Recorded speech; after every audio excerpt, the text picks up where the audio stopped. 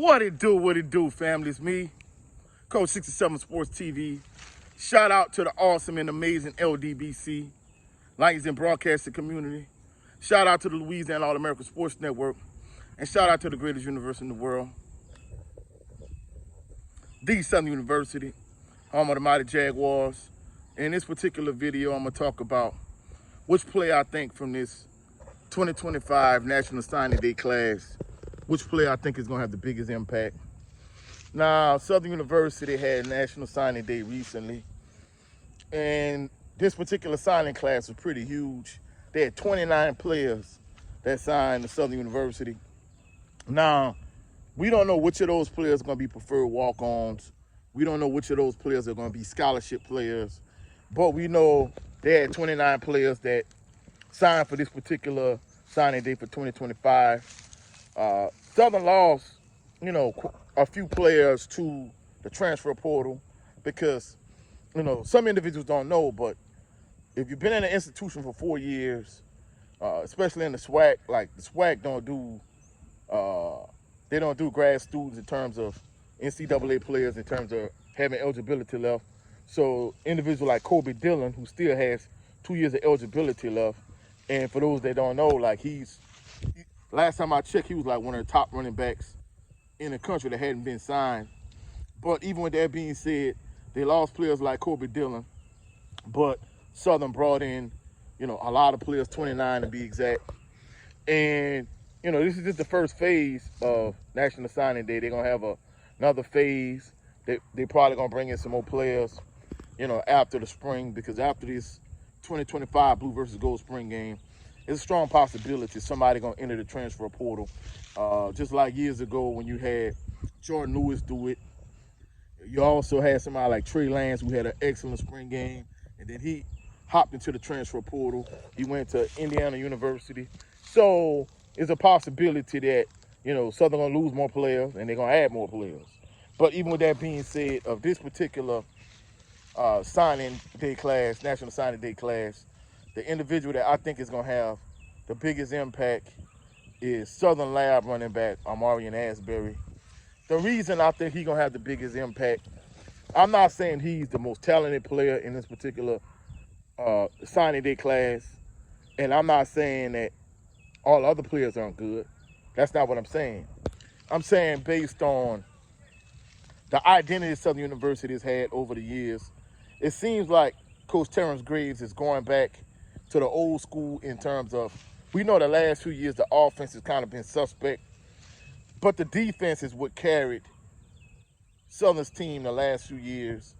Year before last, the special teams had a huge role in that also, with Ruben Beauplance as the punter. Yeah, Ruben Beauplance is the punter. Joshua Griffin is the kicker. So special teams was good. And then, of course, you had Braxton Blackwell as a deep snapper. All of those individuals are gone. And this past year, the special teams, it left a lot to be desired. But even with that being said, the defense has kind of been a calling card for Southern University the last few years. But I think based on this recruiting class, it seems as if Coach Terrence Graves, he's trying to go back to the old school, because even if you look at their strategy during the course of the year, Southern University tried to make a huge impact in the running game. They tried to lean on teams, wear teams down. I mean, it was successful with that strategy when it came to a team like UAPB and teams like Alcorn State.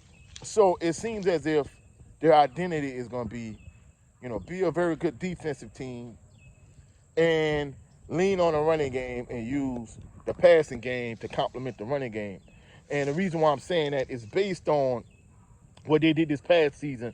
But in addition to that, look at the players that they draft. I'm not about to say drafted, but look at the players that they signed from this particular recruiting class. Like if you look at the offensive linemen, especially like the tackles in particular, man, these guys are ginormous. I'm not talking about offensive linemen 6'1", 300 pounds. Like some of these offensive linemen 6'5", 6'6", 6'7", and 300 plus pounds. I mean, their offensive lineman is huge. So it seems as if from a strategy standpoint that their strategy is going to be to play good defense and use the running game to complement the defense. and use the passing game to complement the running game.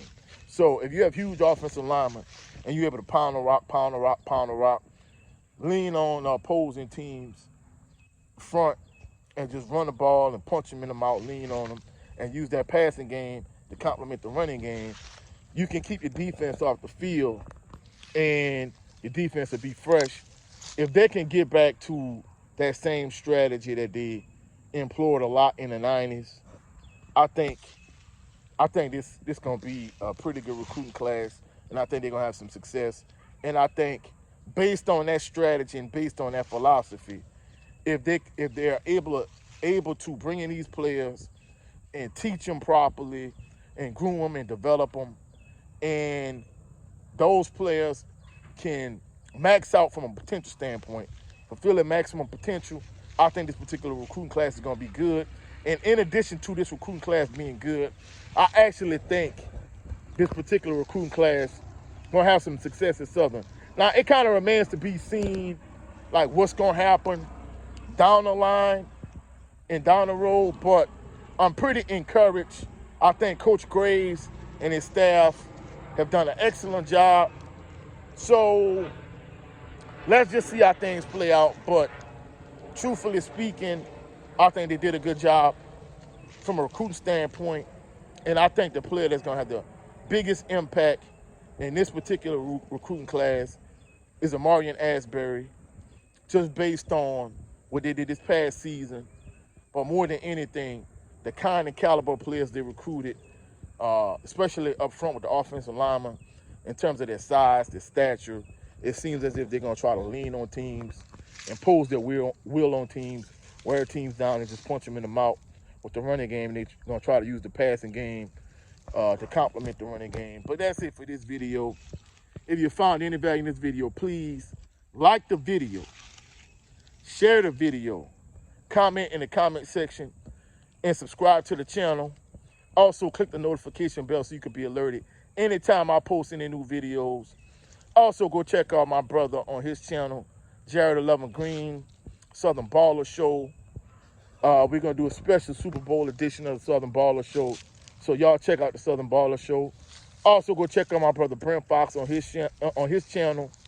With his show, It's Just Me starring Brent Fox. Lately, he's been dropping a lot of shorts. So check out Brent Fox. And also, check out my brother, 7A Sports TV.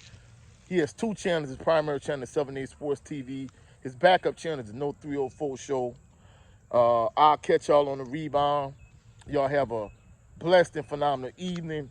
Y'all have a blessed and phenomenal Super Bowl weekend. Be safe. If you're going to go to Super Bowl party, please, be careful, whatever the case may be. Catch y'all on the rebound. Y'all have a blessed and phenomenal evening. Blessed and phenomenal weekend. Peace and blessings.